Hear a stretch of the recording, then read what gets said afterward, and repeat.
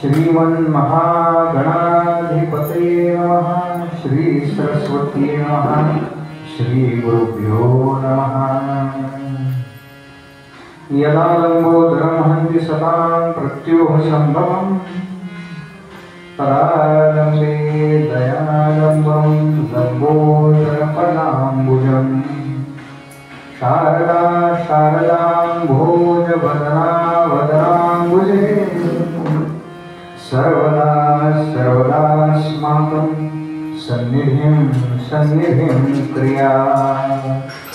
नमस्तस्मै भगवते नारदाय महात्मने कामक्रोधविहीनाय ऋषीणां प्रवराय च। गुरुर्ब्रह्मा गुरुर्विष्णु गुरुर्देवो महेश्वरः गुरुः साक्षात् परं ब्रह्म तस्मै श्री गुरवे नमः। जयांसा जनी जन्मनामर्थदा जयाने सदा वासनात् केला जयांसामुखी सर्वदा नामकीर्ति नमस्कार त्या ब्रह्मचैतन्यमूर्ती शुकासारिके पूर्ण वैराग्यजासे वसिष्ठापरी ज्ञान योगेश्वराचे कवी वायका सारिखा मान्यसा नमस्कार माझा सद्गुरु रामदास। अलंकापुरी पुण्यभूमी पवित्र जिथे नांदतो ज्ञानराजा सुपात्र जया आठविता महापुण्यराशी नमस्कार माझा सद्गुरु श्री ज्ञानेश्वरांशी। कैलासरा शिवचंद्रमौळी फणींद्रमाथा मुकुटी धराई कारुण्य सिंधू भवदुःखहारी तुझ वीण शंभो मदकोडताई लोकाभिरामं ररंगधीरं राजीवनेत्रं रघुवंशनाथं कारुण्यरूपं करुणाकरन्तं श्रीरामचन्द्रं शरणं प्रपद्ये। मनोजवं मारुततुल्यवेगं जितेन्द्रियं बुद्धिमतां वरिष्ठं वातात्मजं वानरयोधमुख्यं श्रीरामदूतं शरणं प्रपद्ये। कूजन्तं रामेति मधुरं मधुराक्षरम् आरुह्य कविताशाखां वन्दे वाल्मीकिकोकिलं। आपदापहर्तारं दातारं सर्वसम्पदां लोकाभिरामं श्रीराम भूयो भूयो नमाम्यहम्। राजाधिराज प्रभु रामचंद्र भगवान की जय। महारुद्र हनुमान की जय। जय जय रघुवीर समर्थ।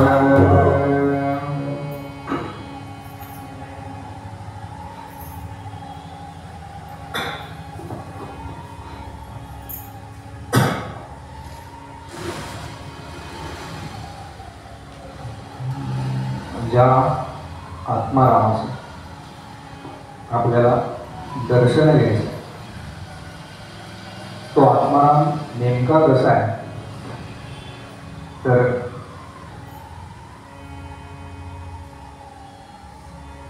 आपण पाहिलं की तो आत्माराम मुळात